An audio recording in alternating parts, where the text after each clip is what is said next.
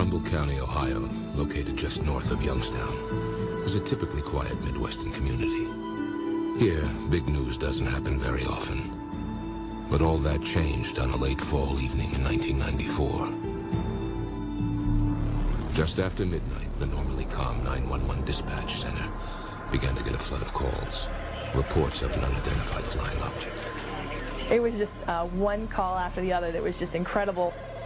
Royanne Rudolph was the Trumbull County 911 dispatch operator who fielded most of the calls that night. How far off the ground is this? Everything from somebody who was casually stating they saw something in the air to somebody who was hysterical and thought that this was Armageddon. I mean, it was very strange. Okay, was it just like moving at a slow rate of speed?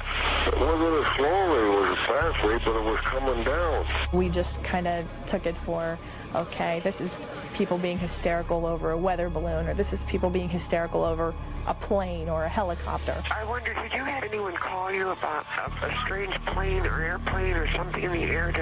Where? It was coming down Sampson Drive. I don't know what it was. It was a flying saucer. What did it look like, ma'am? It was like almost like an iridescent color. It was like a bluish purple. Though skeptical, Royanne put the word out to the officers in the field. We were at a donut shop, and we got a call from the 911 center that stated that some residents had seen lights in the sky in the northern part of the township. Liberty Township Police Officer Steve Remner and Sergeant Toby Maloro didn't know what to think. It took a few minutes. We kind of laughed about it. Convinced it was nothing serious, Sergeant Maloro, an 8-year police veteran, headed out to investigate the sightings. I believed that I was going to see, if anything, a plane was landing or a plane was low. That's what I assumed I was going to see.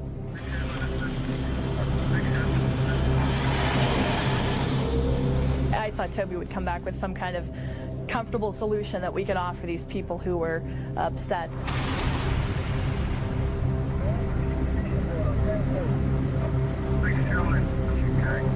When I got up in the area, I was approached by an elderly gentleman that said that there was a huge light over his house and it had moved south down the street. I proceeded down Sampson Drive, approximately a quarter mile. Sergeant Toby Maloro was about to become a part of UFO history. Everything shut off in the vehicle. I didn't understand what was going on. My car completely stopped. And that's when the light hit the vehicle.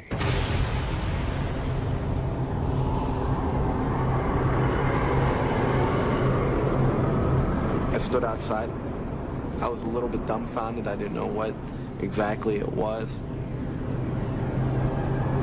I had to shield my eyes. All I could see was a very intense white light. It seemed to be more intense in the center of it. I know it was huge.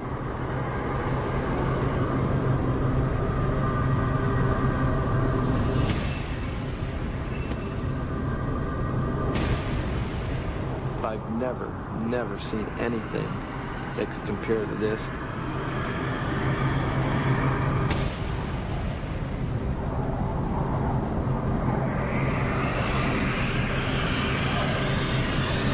And the thing that was very strange was there was no sound.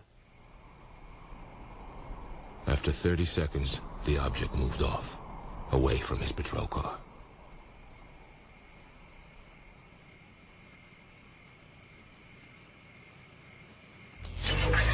As soon as it started moving off, my car started to pack up and the radio kicked on.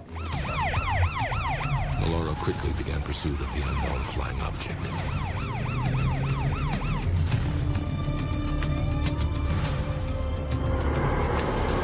I'm trying to put 2 and 2 together and say, what just happened here? Unable to keep up with the UFO, Maloro radioed into dispatch over police channels. 914 to radio. It's heading in a northerly... He told me in a very serious tone, I saw something. And I said, Toby, you're joking. And he came back and he said, Roy, I saw something. I could see a red glow up in the sky. It was huge. This thing wasn't making no noise. This isn't funny anymore because it's getting to the point where I don't know whether to believe him or not. Well, was it moving, or was it just... Yeah, it was glowing. It was moving. You could see it like up in the air, glowing and getting further away from me. People are serious. They're very upset. Whatever it was lit up. I mean, literally, if you were underneath it, you could see it would be like daylight with red lights. An object did come down at a low elevation over this area. UFO researcher Kenny Young broke the story of the Trumbull County incident. It was then observed by numerous other police officers from different agencies who were able to pursue the object coming from different locations. They were able to triangulate its position. It's south of all-82. I'm moving east now on it. Okay, Dave, it looks like it's flickering more now, and it looks like it's running a little east of me now. Hey, Walter, chase it back north. I want to see this thing. At least 14, 15 officers said that they saw something and were discussing it freely on their channels. It's going pretty good. It's all the way into Liberty now. It's going how far it's visible. You should be able to see it. It changes colors from white to red to green. The sucker has not moved. We have multiple departments right now that have sightings on it. The sightings started to spread out to neighboring streets, to other communities were saying they were also seeing the same thing. It took a whole different meaning and level of seriousness. We contacted the airport control tower to ask them to check their radar. We have reported some flying object in our jurisdiction. Do you know of anything that should be in our airspace this time, close to the ground? Right. This is not a prank phone call, I swear. You can call me back to verify. Look at the radar scope, and I go 60-mile diameter of Youngstown, and there is nothing out there. That's when I got the chill that, okay, everybody can't be making up the big bright light story. According to all the people I've spoken with, the FAA tower operator in the tower should have been able to see the object from his vantage point. I don't see anything out there, nothing on the radar scope. Young requested the identity of the FAA tower operator through the Freedom of Information Act. But his request was denied.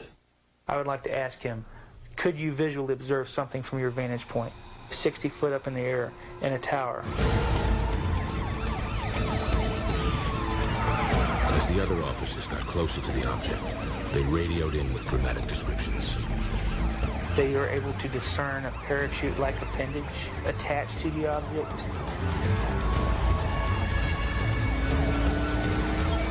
I've spoken with a number of the officers involved in this event. I've been satisfied that they are honest and they are telling me the truth.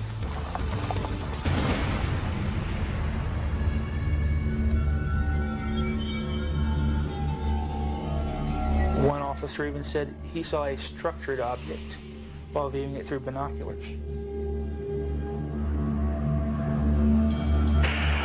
pulled off, there's definitely a structure there on 429, which you saw. I can see an upper structure off the main part of the lighting. Right, yeah, something with a different color lighting to it. I had no idea what was going on. You had so many calls coming in from different locations. Lieutenant James Baker of the Brookfield Township Police Department heard the amazing UFO reports on his radio. I wanted to see for myself what everybody was looking at. I decided to go to the old radar tower. This is the highest point in Brookfield Township, and I'm told in Trumbull County. What he saw when he got to the top of the tower wasn't just one UFO. He saw three. They formed a sort of triangle pattern with the center light being raised up above the other two. Oddly enough, they were changing colors simultaneously from red, yellow, blue, and green. All three lights would change at the same time. I got them right here. I'm looking at them. What the hell is it? They're sitting stationary. I got 3 of them. What do they look like? I've got 4 discernible colors. I got red, yellow, green, and blue. And the one just is like flashes. So if they're those planets those guys were talking about, then they're planets with Christmas lights on. This is weird. Oh my God, I hope that's a plane. Oh, please be a plane. Oh, please. I see 3 lights changing colors, and I've heard no concrete explanation of what they are. And I certainly would welcome any explanation. And it's exactly identical to what you would expect for a bright star or planet low in the horizon. James McGahey is an astronomer who has investigated UFO claims for over 20 years. He believes there's an easy explanation for the Trumbull County incident.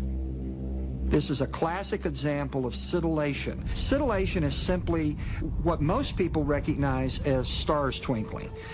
When the stars are low in the sky, in addition to twinkling, they will also change color. Clearly, the police officer who saw the very intense bright light very likely saw a fireball.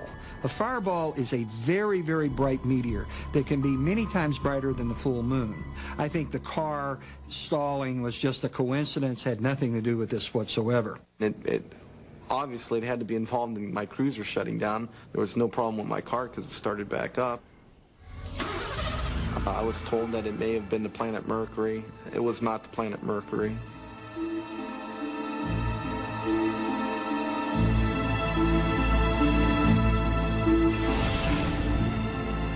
Another possible theory is that the UFO was a top-secret experimental aircraft from nearby Youngstown Air Reserve Base.